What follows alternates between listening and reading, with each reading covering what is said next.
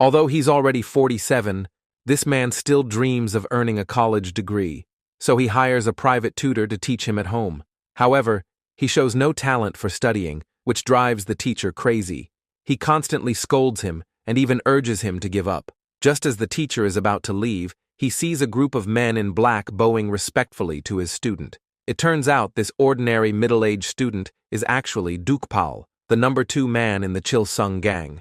He orders his men to escort the teacher home safely, then deals with the traitor within the gang. Unexpectedly, the traitor takes the teacher hostage. Dukpal orders him to release the innocent man and agrees to a one-on-one duel. The moment he grabs the dagger, the teacher faints on the spot in terror. In the end, Dukpal ends the fight with one powerful punch. Later, he waits outside the emergency room, telling his men to take good care of the teacher. While waiting, he quietly reviews basic English words, still preparing for the upcoming college exam. That night, Dukpal meets with the gang leader, Mr. Seo. Seo plans to retire and urges Dukpal to give up his studies and take over the organization. Caught between duty and his dream, Dukpal takes a drive alone to clear his head. On his way, he spots a high school boy on the overpass railing, trembling all over. Dukpal instantly realizes what's about to happen and rushes forward to stop him. In the critical moment, a truck speeds toward them. The driver swerves at the last second and narrowly avoids them. As Dukpal sits up to check on the boy, another car suddenly crashes straight into him.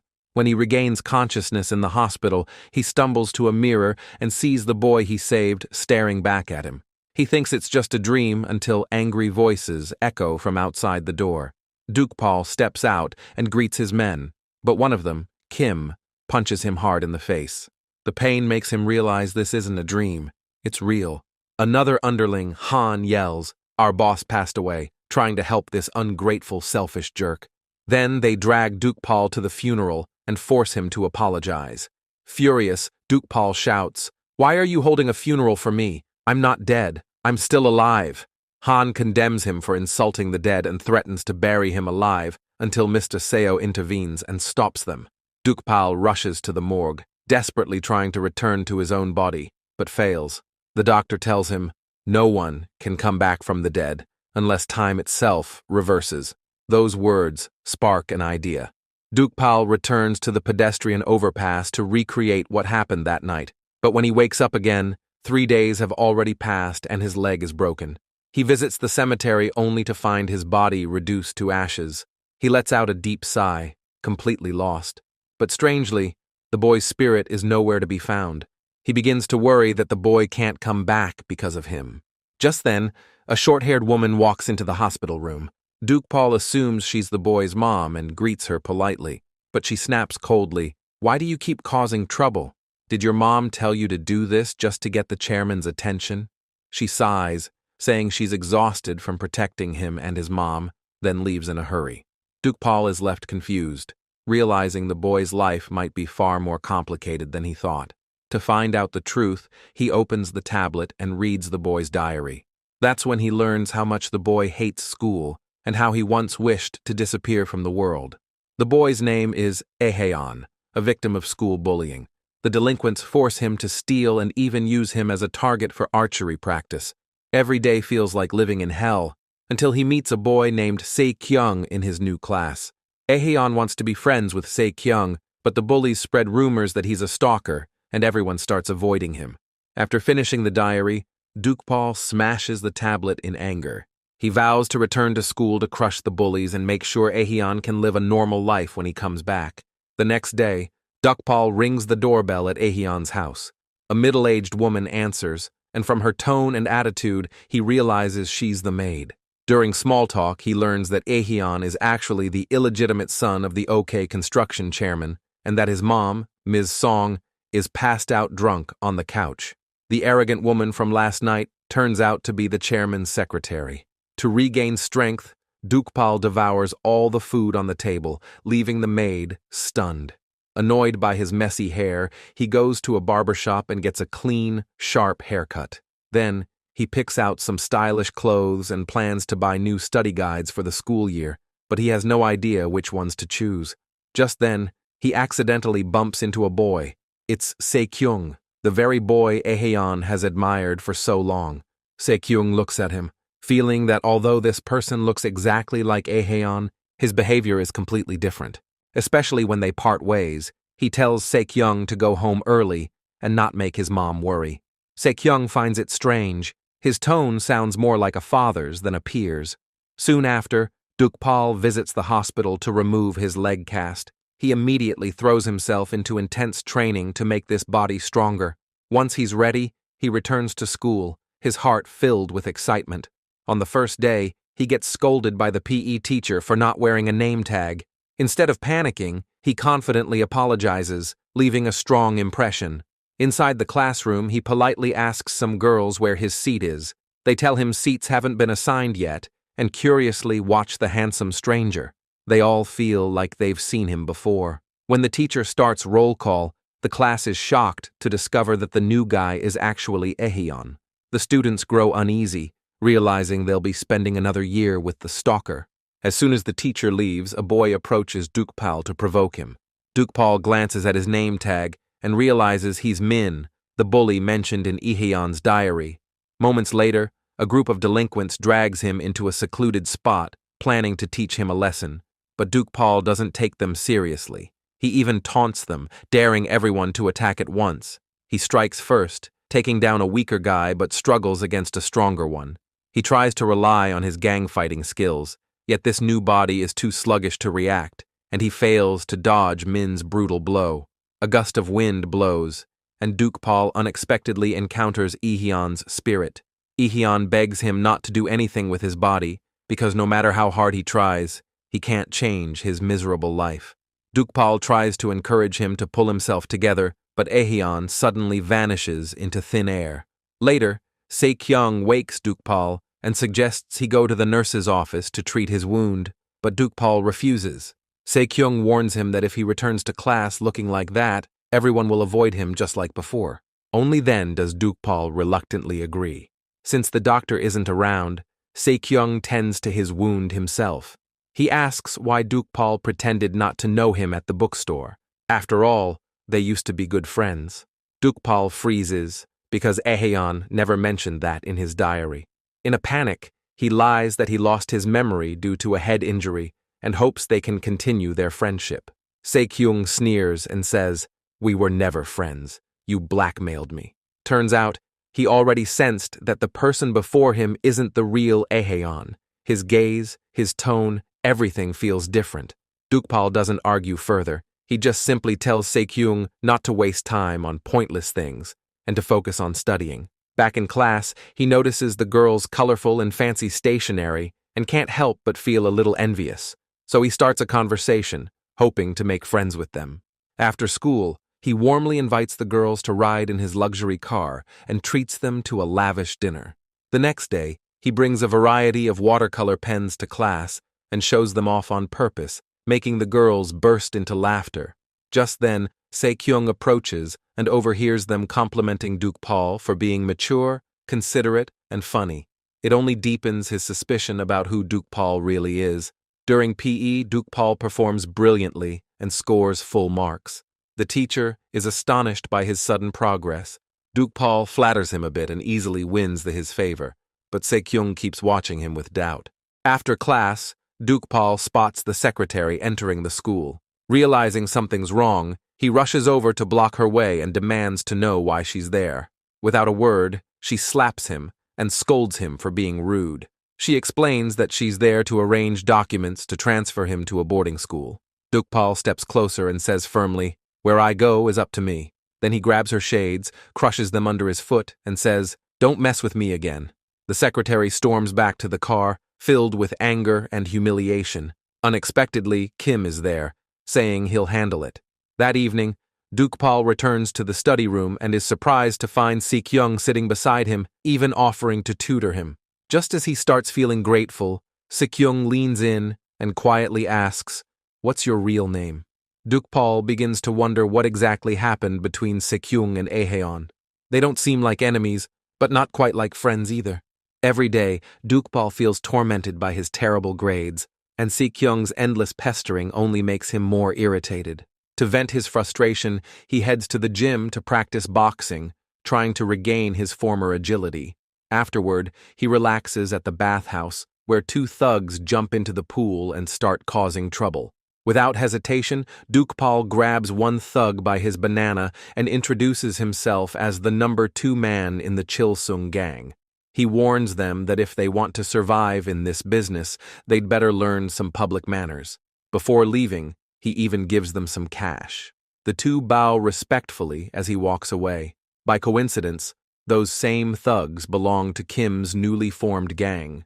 They report that a kid calling himself Dukpal was acting arrogant and cocky. However, Kim doesn't pursue the matter further and lets the kid go. Meanwhile, Dukpal returns home and finds Seikkyong already waiting for him. Seikkyong says he's there to tutor Dukpal for the upcoming mock exam. Dukpal tells him to wait in the room while he helps the drunk Ms. Song back to her bedroom. Seikkyong uses the chance to search the room, trying to find the Ahan who's been hidden. Suddenly, Dukpal appears and demands to know why Seikkyong is so obsessed over the past him. Seikkyong replies that he has something to say to the real Ahan. Dukpal notices his guilt and questions him, asking if he did something to Ahan. Seikkyong doesn't answer. Instead, he accuses Dukpal of stealing Ahan's life and lying to their classmates. Dukpal snaps that he should have looked for Ahan earlier before he jumped off the pedestrian overpass. As Seikkyong is about to press him further, a roar comes from downstairs. Ms. Song is extremely unstable and even slaps Dukpal. He holds her, trying to calm her down, but she complains that if she didn't have him, she would have succeeded as an actor. Dukpal holds her tightly again and whispers, "It's not too late, and you can still go back." Before leaving, Seikkyong secretly collects hair from Dukpal and Ms. Song. Dukpal happens to see the whole thing. He says bluntly that he's already dealing with studies, family, and school bullying every day, and doesn't want Seikkyong to cause him more trouble. Just then, Seikkyong gets a call from his father. He nervously explains that he's at a friend's place and promises to hurry home before curfew. But when he gets home, his father angrily accuses him of lying. It turns out Mr. Choi had downloaded a tracking app on Seikkyong's phone a long time ago. He wants to know who Seikkyong's friend is and whether he's a good kid. Seikkyong says his friend's name is Ahan and that he studies hard. Choi reminds him that, as the son of a prosecutor, he must never lie. Back in his room, Seikkyong trembles, haunted by memories of his father scolding him as a child.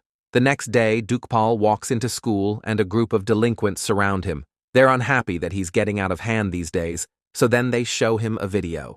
In the video, they cruelly tortured Ahan, even pouring milk all over him. Dukpal burns with anger and crushes the phone. Min tries to provoke him further, but Dukpal coldly replies, "Let's see who gets beaten this time." Min's pissed off by his attitude and swings first, but to his surprise, Dukpal kicks him away, then takes down the others one by one, even the biggest guy. Finally, he ends the fight with a powerful flying kick. Min, stunned, asks, "Are you a gangster?"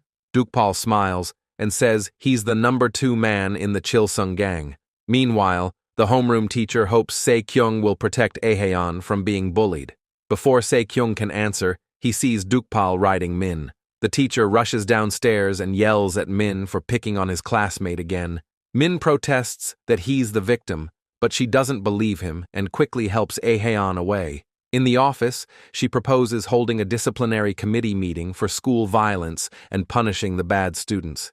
Given the track record of Min, he could be expelled or forced to transfer. But Dukpal doesn't want that, because he wants Min to apologize to Ahan in person. So he asks the teacher to let him handle Min himself. Afterward, Dukpal looks for Min and finds him extorting 2 smaller students. He snatches the cash back and returns it to the victims, then orders the delinquents to come to school tomorrow every day. He wants to keep them by his side and continue to beat them up. Min can't hold back and throws another punch, but Dukpal easily subdues him again. The others immediately sit in a line, obedient. Dukpal warns them never to skip school and to delete those videos, or he'll bury them alive. And just like that, Dukpal fulfills his first wish, fully stop getting bullied at school. His second wish is to make friends, the third is to protect Ahan's mom, and the fourth is to get into college. But that last one is easily the hardest goal of all. To create a better learning environment, Paul tells Min to come to class on time and not disturb others. During breaks, he stops Min from picking on weaker students. To avoid another beating, Min has no choice but to do whatever Paul says. Meanwhile, Seikkyong sends the 2 hair samples for DNA testing. He asks Paul for copies of his family register and ID so the paternity test can be completed. Paul cooperates, but he has no idea why Seikkyong is so obsessed with confirming who he really is. Later, he calls Min out for a private talk, wanting to know how Ahan and Seikkyong got along in the past. Min says that Ahan respects Seikkyong deeply and even followed him secretly. He also mentions that Seikkyong once reported the school bullying for Ahan. Maybe that is why Ahan wanted to be friends with him. The strange part is that when Ahan was falsely accused of being a stalker, Seikkyong stayed silent. Paul starts to wonder what Seikkyong's hiding, yet he has a bigger problem right now. His grades are still a disaster. Aside from sleeping and exercising, he spends all his time studying, yet he still fails math. Even Seikkyong is shocked by how bad he is. Clinging to his last hope, Paul begs Seikkyong to tutor him.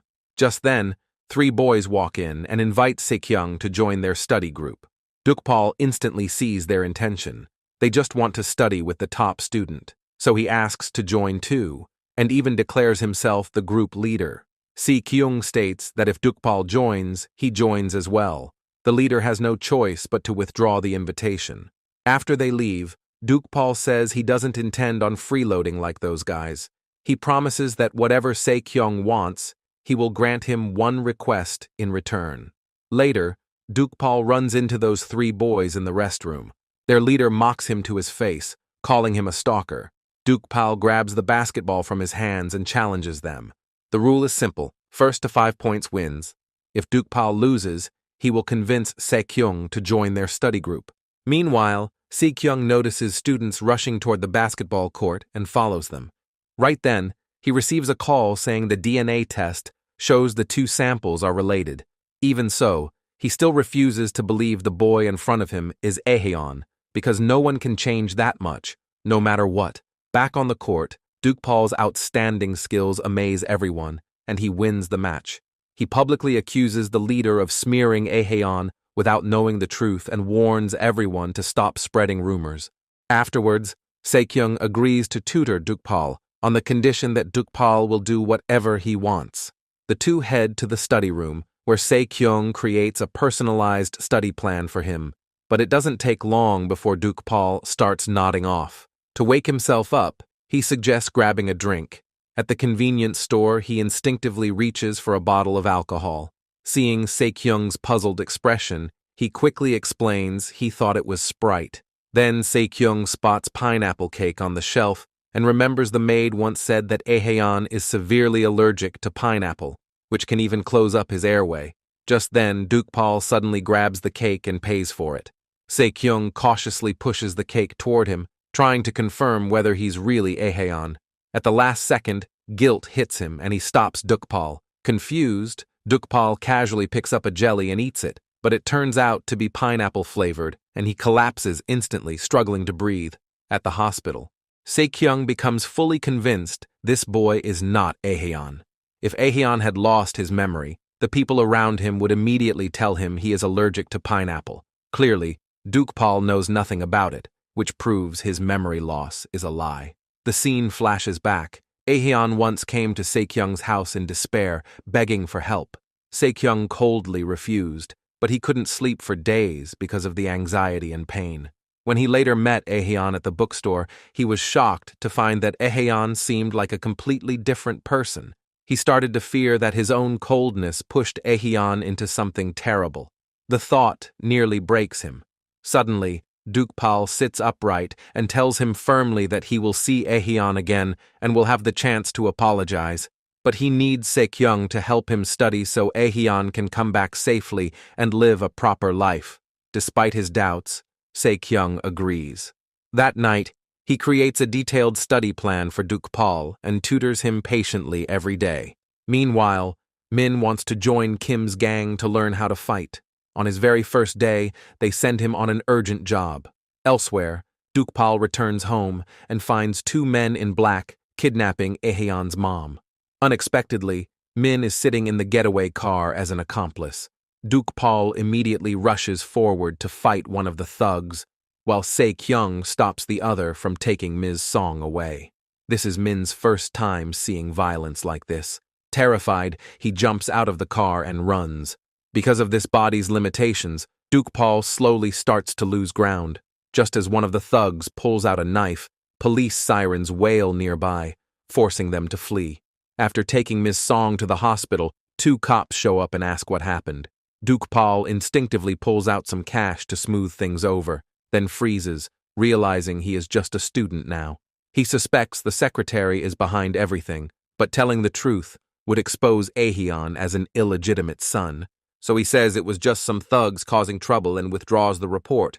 On the way home, Paul tells Seikkyong to avoid running into his family at home and to roll an egg around his bruises. Seikkyong looks at his injured face, anxiety rising in his chest. Soon after, Mr. Choi hears that his son was attacked on the street and forces Seikkyong to take him to the scene. They arrive at a deserted spot, but Choi finds no footprints or signs of a fight. Overwhelmed by fear, Seikkyong keeps biting his nails until he feels dizzy and collapses. At the hospital, he only opens his eyes after his father leaves. His mom calls and urges her husband not to pressure their son too much.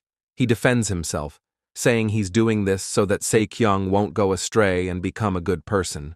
Elsewhere, Paul goes to the police station to officially withdraw the report. The cop tells him the security cameras at his house were broken down, so they couldn't identify their faces. Paul realizes the secretary has planned everything in advance, and decides it is time to confront her head-on. He tries every possible way to find her, but fails each time. For safety, he hires a team of guards to patrol the villa. Meanwhile, the secretary yells at Kim for messing things up, worried that the police might come after her. Kim tells her the report was already withdrawn and promises to take care of everything. He orders his men to capture Min and show him what happens when someone betrays them. Knowing he is in deep trouble, Min hides and no one can contact him. Paul also notices that Seikkyong does not show up at school, so he texts him to ask if he is feeling okay.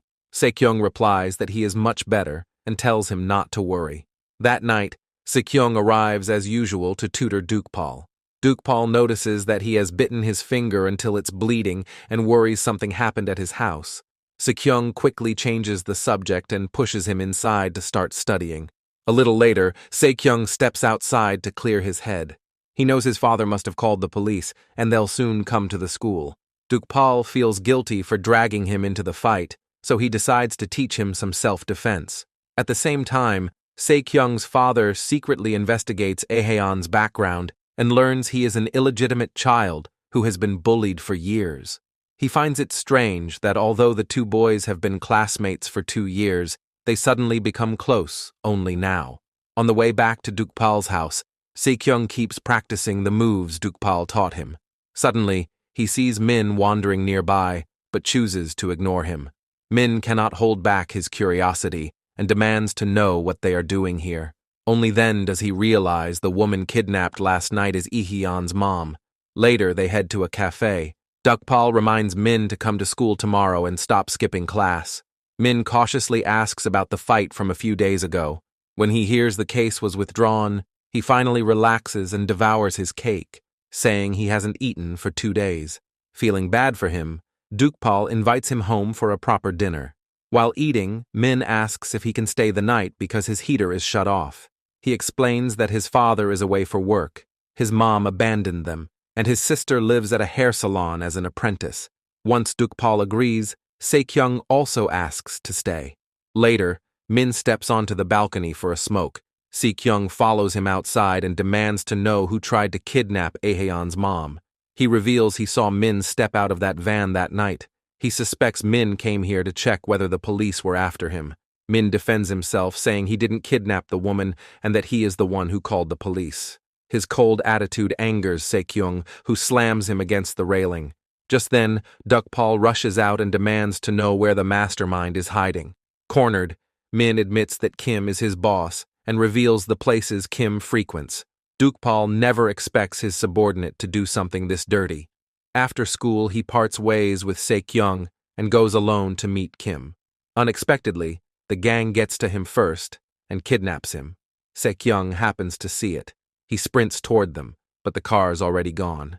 He picks up Dukpal's dropped phone and tries to call the police, but suddenly remembers what Dukpal once told him. Calling the cops will ruin Ahan's life. He hangs up, unsure if he should call his father for help. Meanwhile, Dukpal is dragged into a dark warehouse.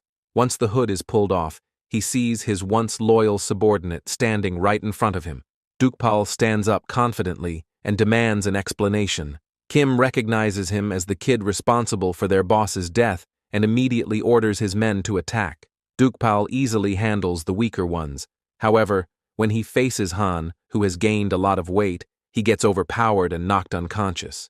In the classroom, the bullies tell Min that the gang plans to visit Ahan's house again. They accuse Min of running off in the middle of the mission and plan to take him back for punishment. Min bolts instantly, but at the bus stop, he bumps into Seikkyong and drags him along to escape. After shaking off the pursuers, Min tells Seikkyong the gang is planning to kidnap Ahan's mom again. Seikkyong is shocked and says Ahan has already been taken. Min guesses he is probably being held at the Sinho Hotel. After saying that, he runs away from the dangerous place. Seikkyong has no choice but to go save his friend alone. On the way, his father keeps texting him, demanding to know where he is. He ignores it and instead calls the maid, ordering the driver to gather every bodyguard to protect Ms. Song. Not long after, Dukpal wakes up on a sofa. Kim suspects this high schooler used to know their late boss, because the way he fought was exactly the same. He explains that after their boss died, the rival gangs joined hands and attacked the Chilsung gang. Mr. Seo got a severe injury and was hospitalized. Then he left by himself. They have been asking around to find his whereabouts, because they couldn't use the name Chilsung Gang without him, so they created a new gang. Hearing all of this, Dukpal grows serious and urges Kim to disband the gang. He promises to give him enough money to open an eel restaurant back in his hometown. Kim sneers at the proposal, clearly unimpressed. Right then Han calls, reporting a large number of bodyguards outside Ahan's house. Kim looks at this calm high schooler and remembers how the secretary planned to put Ms. Song in the mental hospital and send Ahan overseas. He realizes the secretary completely underestimated this kid. Seeing Kim's stubbornness, Dukpal prepares to settle things with his fists. Before striking, he calmly points out Kim's torn ACL and explains exactly how he got that injury. Kim is stunned because only his boss and Han know about it. Dukpal asks whether he still read alligator as arigato, and then says seriously, "Put in your everything," like making a needle out of an iron ball. Kim freezes, remembering how his boss once scolded him the same way. Confused, he asks, "Who in the world are you?" Dukpal tells him to think carefully, then walks away. Meanwhile, Seikkyong arrives at the gang's hideout, and his father, tracking his location, shows up right after. It turns out this is a rescue mission Seikkyong carefully plans, hoping to save his friend without alerting the police. Thankfully, Dukpal walks out unharmed and politely greets Seikkyong's father. Mr. Choi ignores him and heads straight inside. He hands his prosecutor's business card to Kim and orders him to stop kidnapping Ms. Song, or he will launch a full investigation into the entire gang. Kim has no choice but to call back all his men. Elsewhere, Dukpal gets home and sees bodyguards everywhere. The maid explains that everything was arranged by Seikkyong. Dukpal texts him to say thanks and invites him to study together. However, Seikkyong doesn't show up. Instead, he asks to meet him at the park. There, he apologizes and says he can't tutor him anymore and must keep his distance. Turns out, that night, his father agreed to save Ahan, but only if Seikkyong stayed away from him for good. Seikkyong had no choice but to obey. Dukpal blames himself for dragging him and his family into danger, but Seikkyong doesn't blame him at all. He promises to keep helping him study and even gives him another private number. Later, under his father's arrangement, Seikkyong is forced to study with the grandson of a high-ranking officer, the same boy who once lost to Dukpal in a basketball game.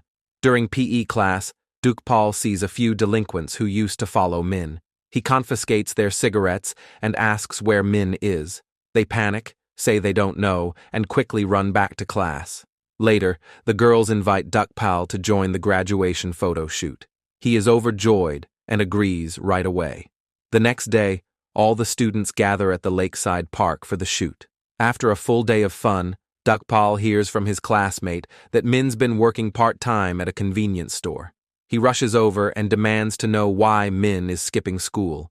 Min says the gang's been after him lately, wanting to punish him for running away during a job.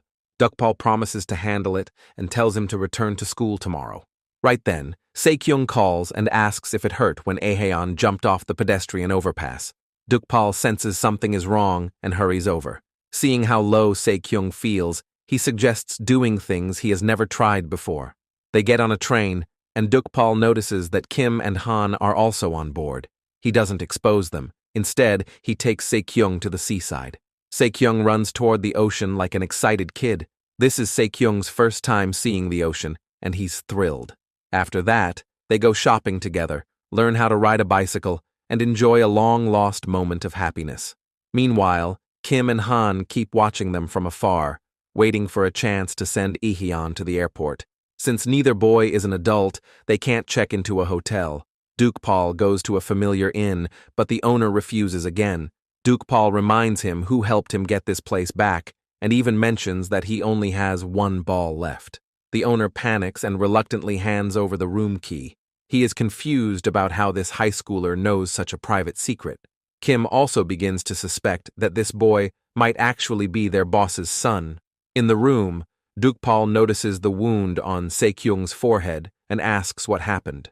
Seikkyong admits he can't stand his father's control anymore and slammed his head into the wall out of anger. His father has been strict with him since childhood, which leaves him with severe psychological problems. He had already accepted his fate, but under Dukpal's influence, he finally starts standing up to his father.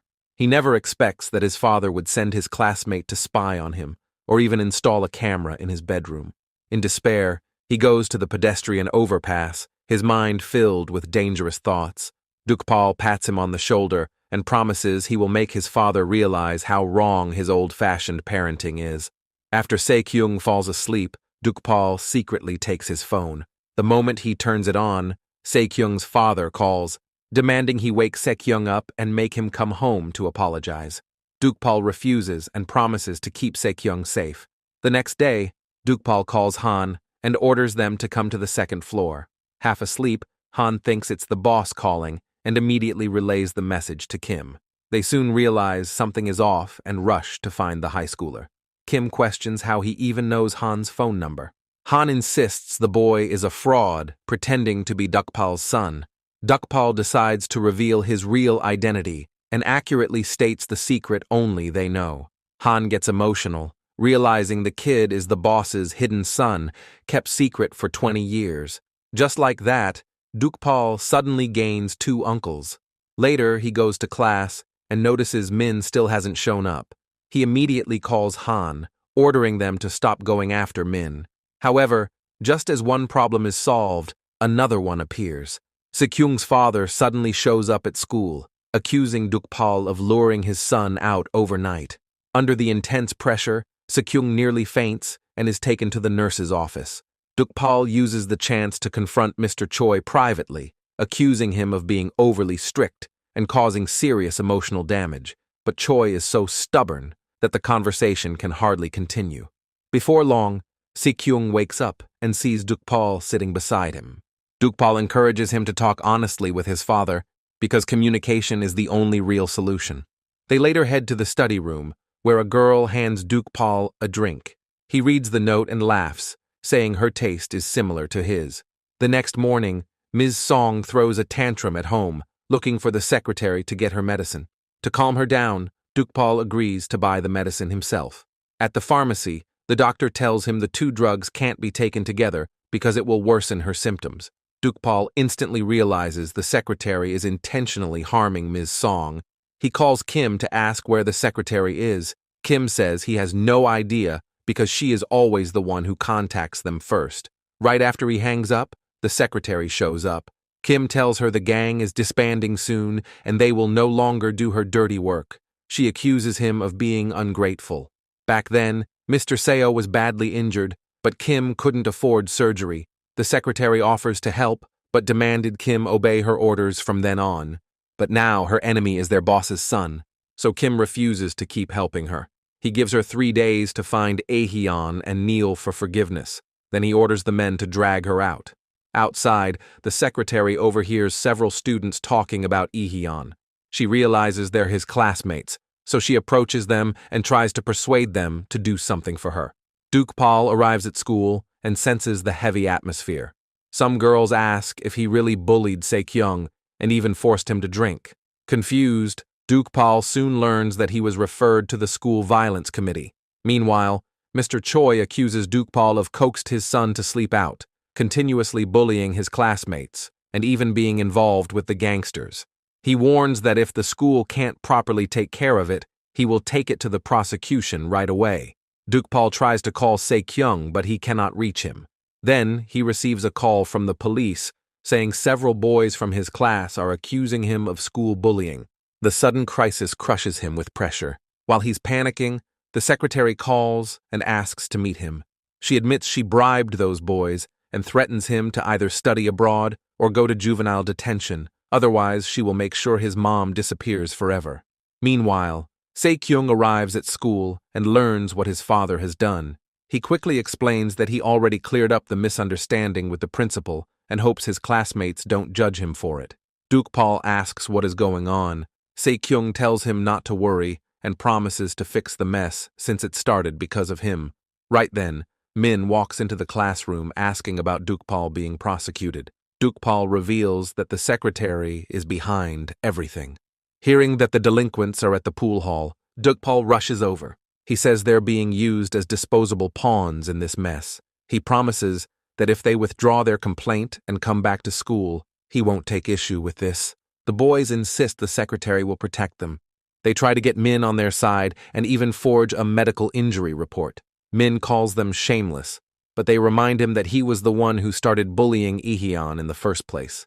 Thinking about everything he's done in the past, Min is left speechless. Meanwhile, Dukpal starts looking for evidence to clear his name. He orders his 2 uncles to track down the secretary, since she's the real culprit behind everything. To protect Ahan's mom, he plans to expose the secretary in front of Seikkyong's father and destroy her completely. Elsewhere, Mr. Choi learns that his son filed a request to cancel the school violence committee and become furious. He tells Seikkyong that he'll do everything he can to send Ahan to juvenile detention, so that Ahan may never set foot in the school again. After careful thought, Seikkyong approaches Min and asks him to find the video showing Ahan being bullied, then tell the prosecution the truth. Min worries he will end up in juvenile detention if he does that.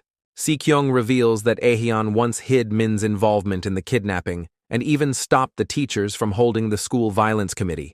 He hopes Min will grow a conscience and testify for Ahan. These words trouble Min deeply. That night, he comes to Ahan and kneels before him, asking for forgiveness. He admits he is terrified and has no courage to testify. Dukpal lifts him up and promises he will not let Min go to juvenile detention. He only hopes that when the real Ahan returns, Min will apologize to him in person. Then Dukpal brings Min home for dinner and tells him to start going to school on time and stop bullying other students. This small act of kindness hits Min hard and fills him with guilt. When he gets home, he finally breaks down and cried uncontrollably. The next day, Dukpal and Seikkyong go to the prosecutor's office together. Seikkyong wants to testify for him, but his father drags him away. Right then, Min suddenly shows up. Dukpal demands to know why he comes, since he promised not to mention his name. While the bullies are feeling smug, Min suddenly snatches their backpack, throws it to Dukpal, and shouts a password. Dukpal rushes outside, opens the tablet inside, and finds dozens of videos showing the boys bullying Ahan. With this evidence, Dukpal is cleared, and Min admits he's the assailant. Dukpal asks why he did all this. Min says, "It felt gross that you were going to be put behind bars." He adds that he only feels less unfortunate when the person who actually did wrong is punished. He admits he doesn't deserve the chance Dukpal gave him. Soon after, Min and the bullies are taken away by the police. They still cling to hope, convinced the secretary will clean things up for them. One boy says he contacted her lawyer, only to learn they have already been abandoned. At that moment, Min sees Ahan's spirit. His eyes well up with tears as he silently conveys his apology. Everything finally settles and Mr. Seo, missing for a long time, reappears. Dukpal bows respectfully and asks about his health. After a brief conversation, Mr. Seo realizes the high schooler standing in front of him is actually Dukpal, but he doesn't expose him. He simply encourages him to study hard and get into college. Meanwhile, Ms. Song recovers and decides to leave the hospital. Dukpal urges her to leave Ihyun's father and find a good man to start a new life with.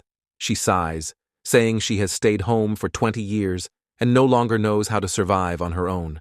He tells her that because she relied too much on that man, the secretary was able to mistreat her. He believes she has the ability to take control of her own life. Suddenly, Dukpal sees an ad for an OK construction exhibition in Berlin and immediately heads to the airport. On the way, he calls his two uncles, telling them the chairman has already returned from Berlin and will arrive at the airport in an hour. He asks them to help him catch the secretary. The moment the plane lands, the secretary calls her lawyer, only to hear that Ahan's been cleared of all charges. Just then, Dukpal blocks their path and invites the chairman to a Chinese restaurant for a private talk. The secretary tries to escape, but he drags her back in front of the chairman. Dukpal exposes that she made Ahan an assailant of school violence case, drugged his mom, and even hired gangsters to kidnap her. He adds that she did all this because she wants to become the chairman's only wife. Panicking, the secretary tries to explain herself, but her excuses only convince the chairman that she is guilty. He worries that if this ever goes public, it will seriously damage the company's reputation. With no other choice, the secretary kneels before Dukpal and apologizes. He pours water over her head and warns her never to bully Ihyun or his mom again. The chairman appreciates the way Dukpal handles things and decides to register him as his son. Dukpal turns it down because he doesn't need a father who can abandon his kid at any moment. Outside, he tells Kim and Han to leave first, and he'll go home after he makes a round. Kim remembers his boss saying the exact same words, and Mr. Seo once told them to stay here for Dukpal. All these coincidences make Kim wonder if Ihyun is actually Dukpal. Later, Dukpal tells Ihyun's mom that he turned down the chairman's offer. Ms. Song replies it caught her off guard, but she's not in shock. Right now, she only wants to restart her acting career. Dukpal encourages her to pursue whatever she wants, promising that he will always support her. After hanging up, he asks Ihyun how it feels to be back. Lately, Ihyun's spirit kept appearing. He heard Min's apology and saw his mom getting a new life. He admits he feels like he has changed a lot. Dukpal hopes he will stop talking about killing himself anymore and start focusing on living well and getting into a good university. With only a week left, he'll get things in order and hand them over properly. Dukpal first returns to school to say his final goodbyes to his friends. Then, he brings Seikkyong to his own ashes and finally reveals who he really is. He explains that he died saving Ahan when he jumped off the overpass, and his spirit entered Ihyun's body afterward. Just then, the real Ihyun appears and hugs Seikkyong tightly. A flashback shows the moment when Ahan begged Seikkyong to ask his father to step in, because only a prosecutor could punish those bullies. Seikkyong refused because he was angry that he helped Ihyun, but the guy was still so pathetic. After that, he started to regret it, thinking that he was the reason Ihyun developed such extreme thoughts. Ihyun comforts him, saying, "This isn't your fault. It's because I didn't have the courage to fight back." He tells Seikkyong to grow stronger and stop getting hurt because of his father, and Seikkyong really does change. When his father forbids him from being friends with Dukpal again, he firmly refuses. He even gets a part-time job, because only financial independence can free him from his father's control. Meanwhile, Dukpal meets his two most trusted guys. While Han is drunk, Kim asks why Dukpal didn't reveal who he really is to them. Dukpal says his spirit will disappear again someday, and that would be too cruel for them.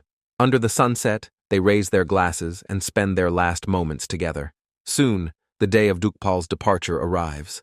Unexpectedly, Ahan decides not to return to his own body. He says he doesn't have any desires left in this life, and if someone could be happy in his body, that would be enough to make him happy. After saying this, he smiles and walks into the bright light. By the end of the story, Dukpal gets accepted into the university he always dreamed of. In the days that follow, he keeps living each day with full passion.